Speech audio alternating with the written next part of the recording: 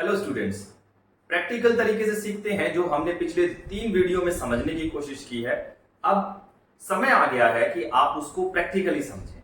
जो मैंने आपको सिर्फ लेक्चर से समझाया था उसका असर अब देखने को मिलेगा कि आपने सच में उन लेक्चर को ध्यान से सुनकर उनकी इंपॉर्टेंस लगाई है कि नहीं लगाई। सबसे पहले आज के इस सेशन के अंदर, इस क्लास के अंदर हम 6 पॉइंट सीखेंगे और 12 पॉइंट के साथ इन 6 पॉइंट्स को कनेक्ट करेंगे। जो 12 पॉइंट हमने पहले बेसिक ग्रामर के लिए समझे थे, बहुत इंपॉर्टेंट है। अगर वो वीडियो नहीं देखे हैं, अगर वो क्लास नहीं लगाए हैं, तो प्लीज जाकर लगा लीजिए, वरना इन चीजों का कोई फायदा नहीं होगा, क्योंकि वहां से आपकी जड़ें मजबूत होंगी। उन लेक्चर को ऐसे ही मत समझिए। हो सकता है कि आपको वो स्टार्टिंग में बोरिंग लगे, और सच में आपके जीवन में बड़ा बदलाव लाने वाली वही लेक्चर होंगे। आपको अंग्रेजी को सही तरीके से सिखाने वाले वो तीन क्लासेस होंगे। तो देर मत कीजिए, पहले वहां जाइए। अगर आप वहां से सीख कर आ गए हैं तो यहां पर आपका बहुत बहुत स्वागत है। देखिए, अभी तक हमने पूरी ग्रामर के 12 पॉइंट को समझा है पिछले 3 लेक्चर में, और आज हम उसको प्रैक्टिकली एक सेंटेंस में ढूंढने की कोशिश करेंगे। हम जो सीख चुके हैं 6 पॉइंट्स, उनको इंप्लीमेंट करना सीखेंगे, सेंटेंस को ब्रेक करना सीखेंगे, और सेंटेंस के अंदर ग्रामेटिकल पोर्शन को कैसे पहचाना जाता है उसके बारे में जानकारी लेंगे।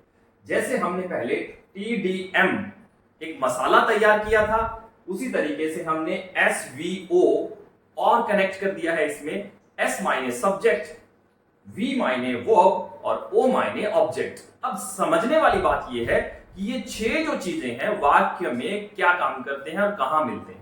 एक एक करके देख लेते हैं। अगर टेंस की पहचान करनी है, अगर आपको डिवीजन की पहचान करनी है, और अगर आपको मूड की पहचान करनी है, तो आपको सेंटेंस के पीछे जाना होगा, बिल्कुल लास्ट में। देखिए, अलग अलग कलर से मैंने यहां पर आपको समझाने की कोशिश की है। आइए ट्राई कर लेते हैं। सेंटेंस लिख लीजिए पहले। मैं आम खाता हूं। मैं आम खाता हूं को आप लिख लीजिए अच्छे से। और पहला जो लास्ट में, बिल्कुल लास्ट में ये वाला वर्ड, किसी भी सेंटेंस में, कितना भी बड़ा सेंटेंस क्यों ना हो, कितना भी कॉम्प्लिकेटेड सेंटेंस क्यों ना हो, लास्ट में आ जाइए। लास्ट वाला जो सेंटेंस होगा, जो वर्ड होगा, वो आपको टेंस की जानकारी देगा, मतलब टी की जानकारी देगा। यहां से आपको टी मतलब टेंस, समय का टाइम का पता लगेगा। सेकंड लास्ट वर्ड जो होगा वो डिवीजन बताएगा। डिवीजन मतलब इनडेफिनेट है, कंटिन्यूस है, परफेक्ट है या परफेक्ट कंटिन्यूस है, वो यहां से आपको पता लगेगा। मतलब डी का आपको, डिवीजन का आपको सेकंड लास्ट वर्ड से पता लगेगा। सेकंड लास्ट वर्ड के बिल्कुल साथ में जो होगा, बहुत बार जुड़ा हुआ हो सकता है और बहुत बार अलग हो सकता है। जैसे खाता जुड़ा हुआ है एक दूसरे के साथ, खा रहा हूं अलग हो सकता है। तो ये जो वर्ड है, डिवीजन वाले वर्ड के साथ जो वर्ड है, आपको वर्ब की जानकारी देगा। अब यहां पर समझिए, भगवान कृष्ण ने कैसे हमें कहा था कि कर्म को आगे रखिए, लेकिन हमने फल को आगे रखा, कर्म को पीछे रखा।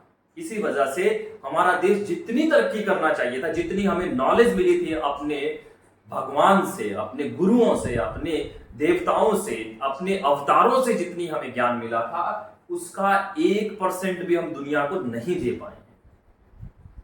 वर्ब हमने पीछे रखी, क्रिया को हमने पीछे रखा, और ऑब्जेक्ट आम फल को हमने आगे रख दिया। इसी वजह से हम फ्लॉप हो गए, हम ज्यादा तरक्की नहीं कर पाए। कड़वा है मगर सच है। आइए थोड़ा सा बात कर लेते हैं इंग्लिश की। इससे थोड़ा सा हटकर मैं लेके चलता हूं। अंग्रेजी में अगर होता तो वर्ब यहां होती, सब्जेक्ट के साथ वर्ब होती, और फल पीछे होता। और इसी वजह से वो लोग पूरी दुनिया पे राज कर रहे हैं, करते थे, और शायद अगर हम नहीं जागेंगे तो करते रहेंगे। दोस्तों, टी से, लास्ट वाले वर्ड से टेंस का पता लगा, सेकेंड लास्ट वर्ड से डिवीजन का पता लगा, उसके साथ वाले वर्ड से हमें वर्ब का पता लगा, और वर्ब से पहले बहुत बार एडजेक्टिव भी हो सकते हैं, एडवर्ब भी हो सकते हैं, लेकिन ये होंगे इंग्लिश के तौर पर लेकिन अगर एडजेक्टिव आ रहा है, एडवर्ब आ रहा है, तो वो ऑब्जेक्ट के पहले भी हो सकते हैं। जैसे लाल काला पीला आम, तेजी से, जल्दी जल्दी खाता हूं, मतलब जल्दी जल्दी वर्ब को और मॉडिफाई कर रहा है। अभी इन बातों पे ध्यान मत दीजिए। तो यहां आ गया आपका ऑब्जेक्ट, यानी कि आपका ऑब्जेक्ट हो गया आपकी वर्ब के पहले, और ऑब्जेक्ट के पहले यहां पर आ गया सब्जेक्ट। ध्यान दीजिए, हमें इन 6 चीजों का ही पता लगाना है, 1 2 3 4 5, और इसके बाद जो हम पता लगाएंगे वो है इसका मूड। सेंटेंस का मूड क्या है, यानी कि एम। अब ये भी 50% हमें पीछे से पता लगेगा और 50% हमें आगे से पता लगेगा, और बहुत बार हमें बीच में से भी पता लगेगा। देखिए, मूड का ज्यादातर जो कनेक्शन है वो पंक्चुएशन के साथ है। अगर यहां पे साधारण विराम चिन्ह लगा हुआ है तो साधारण वाक्य हो सकता है। यहां अगर क्वेश्चन मार्क, प्रश्न चिन्ह लगा हुआ है तो क्वेश्चन मार्क हो सकता है। अगर यहां पर विस्मय बोधक चिन्ह लगा हुआ है, यानी कि एक्सक्लेमेशन मार्क लगा हुआ है, तो ये हैरानीवाचक हो सकता है, एकदम से स्ट्रॉन्ग फीलिंग वाला हो सकता है। और अगर सेंटेंस में सब्जेक्ट से पहले प्रश्न पूछने वाला वर्ड लगा है तो प्रश्न हो सकता है, और अगर प्रश्न के बीच में कहीं नहीं शब्द आ गया है तो प्रश्न से साथ साथ नेगेटिव भी हो सकता है।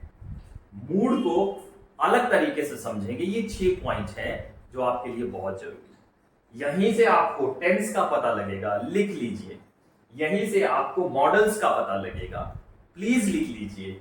यहीं से आपको इंपेरेटिव का पता लगेगा, कॉजेटिव वर्ब का पता लगेगा, एक्सक्लेमेशन का पता लगेगा, ऑब्जेक्टिव का पता लगेगा, कंडीशनल सेंटेंस का आगे और पीछे दोनों से पता लगेगा। मतलब अगर अंग्रेजी को अच्छे से समझना चाहते हैं तो आप अपनी भाषा को अच्छे से समझ लीजिए।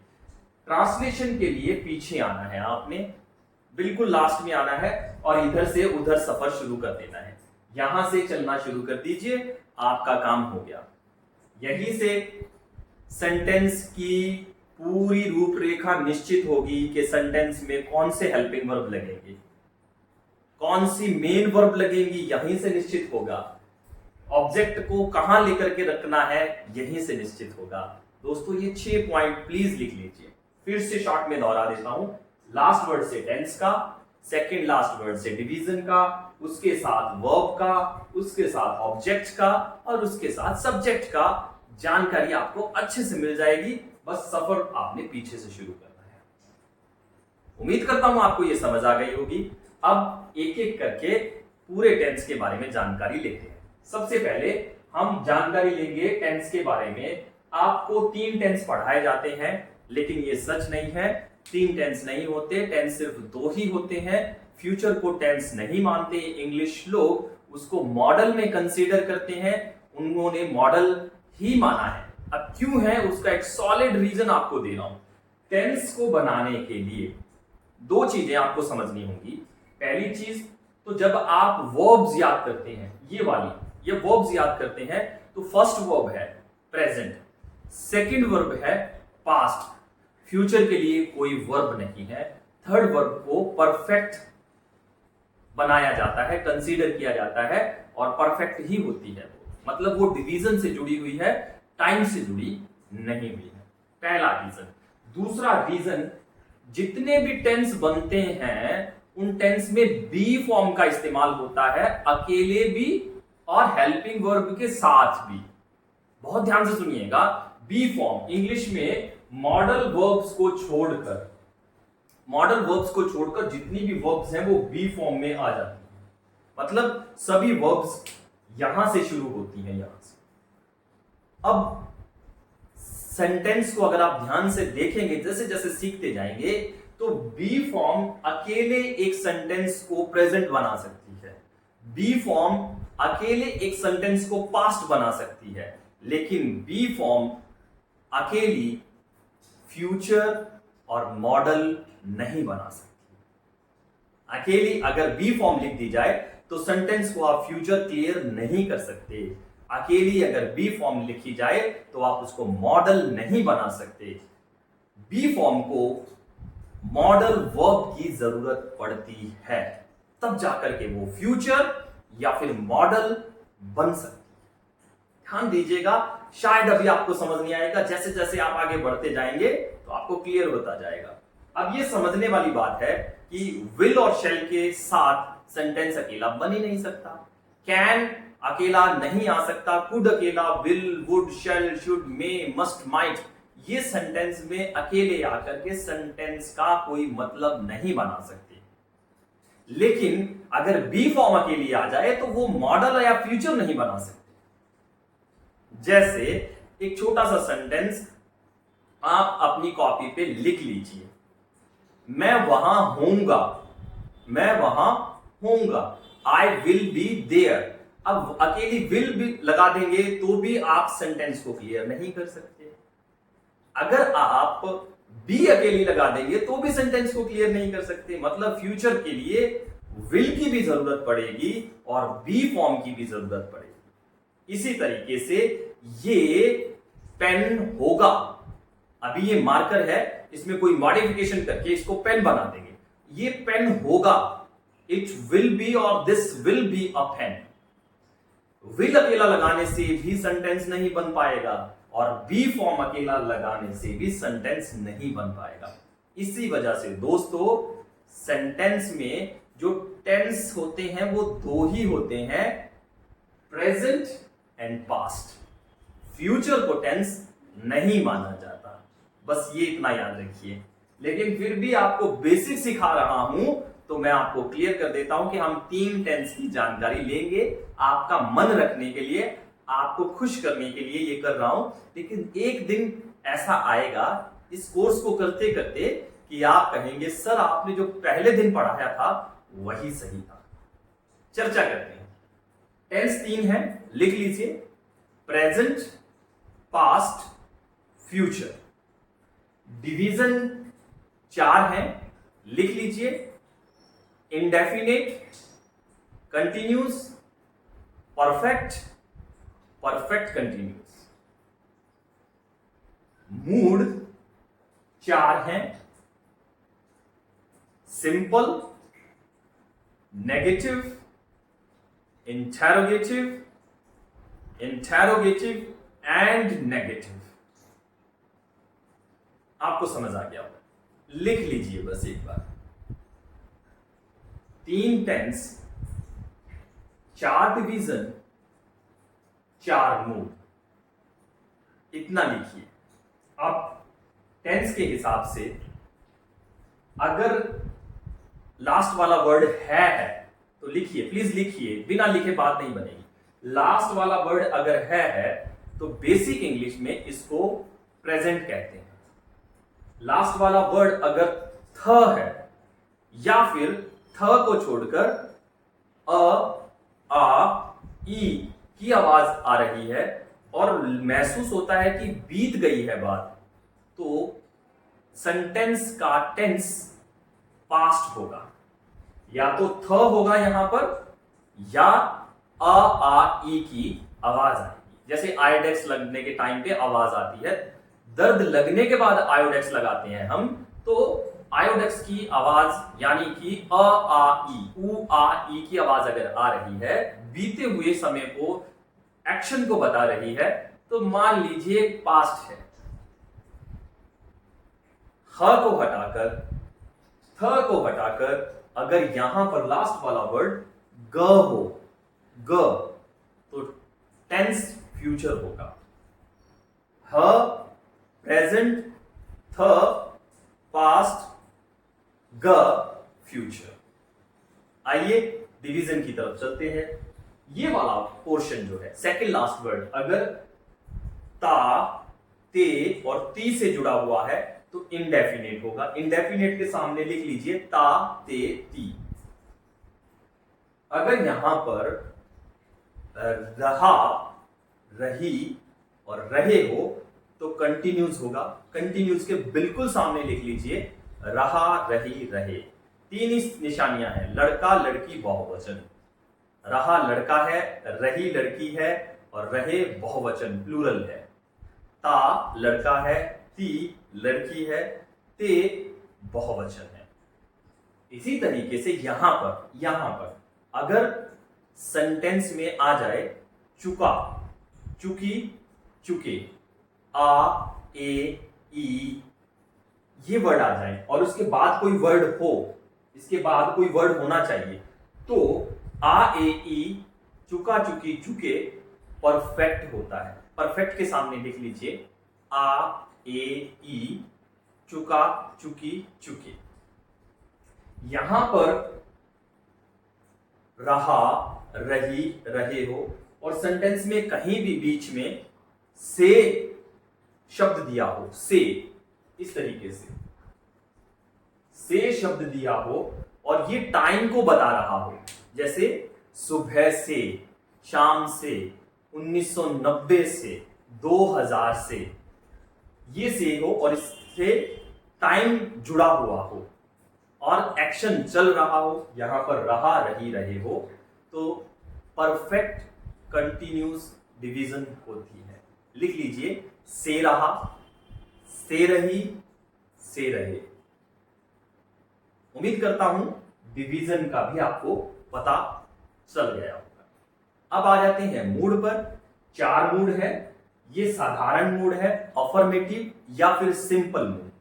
मैं आम खाता हूं, सिंपल मूड है। मैं आम नहीं खाता हूं, लिख लीजिए नेगेटिव मूड है। क्या मैं आम खाता हूं, क्वेश्चन मार्क, इंटेरोगेटिव मूड है। क्या मैं आम नहीं खाता हूं, interrogative, interrogative and negative mood है। 4 मूड हो गए। मैं आम खाता हूं, मैं आम नहीं खाता हूं, क्या मैं आम खाता हूं, क्या मैं आम नहीं खाता हूं। इस तरीके से आप 4 मूड, 4 डिवीजन, 3 टेंस के साथ अपने 48 सेंटेंस बनाने का सफर शुरू कर चुके हैं, जो मैं आपको ऑलरेडी पहले बता चुका हूं। इस तरीके से टेंस सीख लिया आपने। अब ये जो सेंटेंस है ये एक्टिव है, क्योंकि यहां पे सब्जेक्ट खुद काम करता है और काम करने की रिस्पॉन्सिबिलिटी लेता है। मैं आम खाता हूं, तो खाने की रिस्पॉन्सिबिलिटी मैंने ली है। राम आम खाता है, आम खाने की रिस्पॉन्सिबिलिटी सीधे तौर पर काम करने की रिस्पॉन्सिबिलिटी राम ले रहा है, तो क्या है वो एक्टिव है। इसी सेंटेंस को पैसिव भी बनाया जा सकता है, जब सब्जेक्ट काम करने की रिस्पॉन्सिबिलिटी ना लेता हो, बल्कि सेंटेंस में यह महसूस होता हो कि सब्जेक्ट के ऊपर काम हो रहा है। जैसे राम आम खाता है, लिख लीजिए राम आम खाता है। ये एक्टिव सेंटेंस है। एक्टिव क्यों है? क्योंकि सब्जेक्ट एक्टिव है यहां पे। दूसरा लिखिए राम को आम खिलाया जाता है, मतलब वो खुद नहीं खाता, उसको कोई और खिलाता है। जो डूअर है वो हिडन है, छुपा हुआ है। और याद रखिएगा 30% इंग्लिश ये है एक्टिव की, 30% इंग्लिश पैसिव की है और 40% इंग्लिश जो है वो फ्रेजल वर्ब्स की है। याद रखिएगा, बहुत इंपॉर्टेंट बात बता रहा हूं, आज तक किसी ने कभी भी नहीं बताया होगा। 30% इंग्लिश सीख जाएंगे जब आपको 48 सेंटेंस बनाने आ गए, 30% इंग्लिश सीख जाएंगे जब आपको पैसिव बनाने आ गए, और पूरी इंग्लिश सीख जाएंगे जिस दिन आपने फ्रेजल वर्ब को समझना शुरू कर दिया, सीख लिया। और ये पूरा कॉन्सेप्ट 100% इंग्लिश आपको यहां सिखाई जाएगी। मैं पढ़ता हूं, मुझे पढ़ाया जाता है। वो खेलती है, उसे खिलाया जाता है। वो मारता है, उसे मारा जाता है। तुम प्यार करते हो, तुम्हें प्यार किया जाता है। यहां पर बढ़िया मिठाई बनती है, यहां पर असली दवाइयां मिलती हैं, यहां सस्ते कपड़े बेचे जाते हैं। लिखते रहिए, बहुत अच्छा लगेगा। 5 लोग मारे गए, 5 लोग मर गए। अपने आप आत्महत्या की तो 5 लोग मर गए, किसी ने उनको मार दिया। न्यूज़पेपर में ऐसी खबरें आती हैं, 5 लोग मारे गए। अब देखिए एक्टिव है कि पैसिव है। ये पूरा एक्टिव और पैसिव का कॉन्सेप्ट आप समझ लीजिए। 12 के 12 पॉइंट में सुन लीजिए ध्यान से, पॉजिटिव वर्ब को छोड़ करके 12 के 12 पॉइंट में आपको एक्टिव और पैसिव सीखने पड़ेंगे। मतलब 11 पॉइंट में आपको एक्टिव और पैसिव सीखने पड़ेंगे। पॉजिटिव वर्ब में पैसिव क्यों नहीं सीखे जाते? ध्यान दीजिएगा, क्योंकि पॉजिटिव वर्ब अपने आप में ही पैसिव होती है भाई साहब। उसमें डूअर छुपा हुआ होता है। स्पीकर जो बोलता है वो भी काम नहीं करता, जो सुनता है वो भी काम नहीं करता, किसी तीसरे से काम करवाने की बात होती है, 2 कर्म की क्रिया कहा जाता है, तो उसको हम पहले ही पैसिव में पढ़ते हैं, पहले ही पैसिव में सीखते हैं, उसका एक्टिव होता ही नहीं है। 11 पॉइंट के एक्टिव पैसिव आप लोगों को सीखने पड़ेंगे। जैसे मॉडल पैसिव बनेगा, इंपेरेटिव पैसिव बनेगा, एक्सक्लेमेशन पैसिव बनेगा, ऑब्जेक्टिव पैसिव बनेगा, कंडीशनल सेंटेंस एक्टिव और पैसिव दोनों में हो सकते हैं। तो रहा क्या? कुछ भी नहीं। टेंस पहले ही पैसिव में है, एक्टिव में है, तो पैसिव जरूर सीखना पड़ेगा। इसीलिए मैंने 2 ऑप्शन दिए आपको। मैं पढ़ता हूं, मुझे पढ़ाया जाता है। मैं लिखता हूं, मुझसे लिखवाया जाता है। मैं गाता हूं, मुझसे गवाया जाता है। मतलब पैसिव। हलवाई मिठाई बनाता है, यहां मिठाइयां बनती हैं। मिठाइयां अपने आप नहीं बन सकती।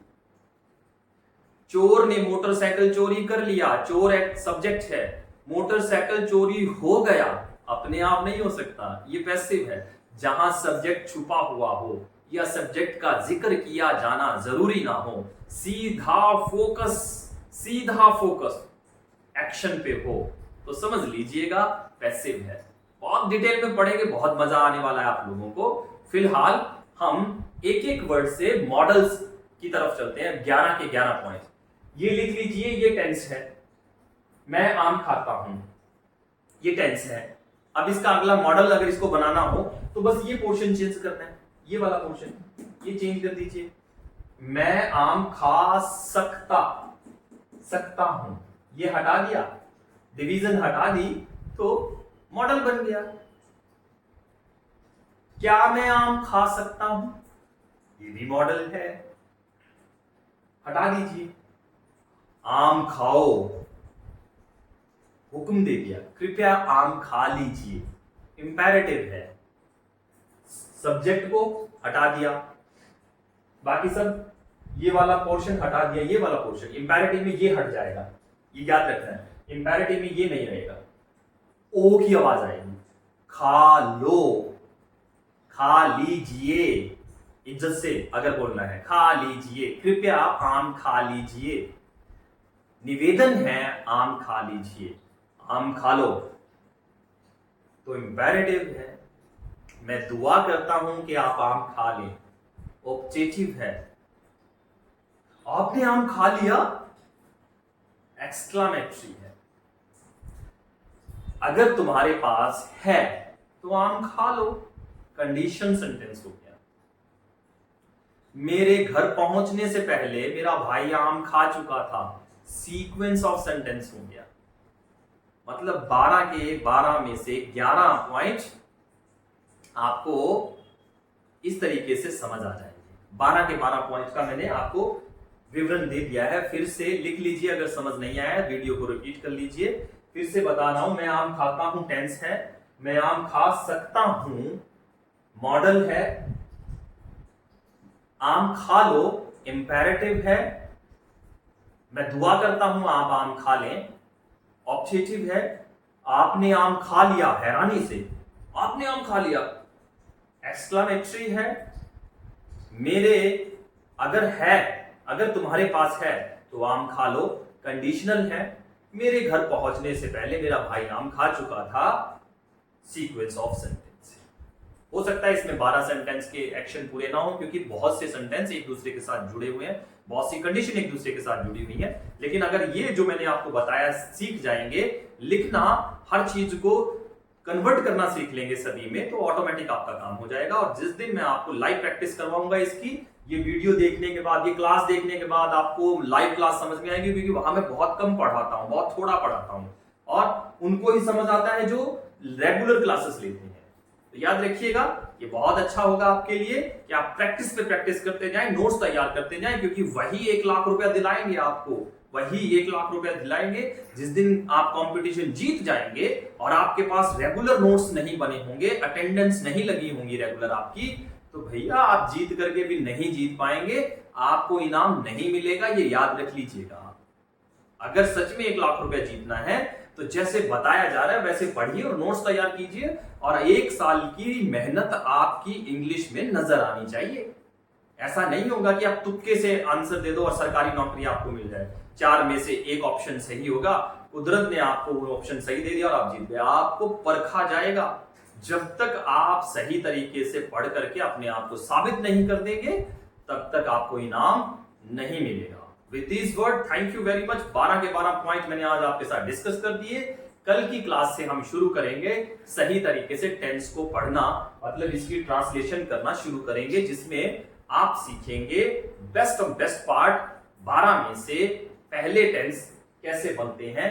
अगर आप बहुत कमजोर हैं इंग्लिश में तो सबसे इजी पार्ट मैं कल आपको पढ़ाऊंगा, आपको इंपैरेटिव से शुरू करूंगा ताकि आपका काम आसान हो जाए, वरना आपके लिए मुश्किलें खड़ी हो जाएंगी, क्योंकि टेंस काफी मेहनत करवाने वाला काम है। इंपैरेटिव बहुत आसान है, एक्सक्लेमेटरी बहुत आसान है, मॉडल बहुत आसान है, ऑप्टेटिव बहुत आसान है। ये 4 पॉइंट पहले क्लियर करवाऊंगा, उसी के बाद आपको टेंस सिखाऊंगा। अगर ये 4 पार्ट आपको समझ आ गए तो टेंस आपको बहुत जल्दी समझ आ जाएंगे और पैसिव भी जल्दी समझ में आ जाएंगे। Thank you very much. आइए इंपैरेटिव सीखते हैं नेक्स्ट क्लास में।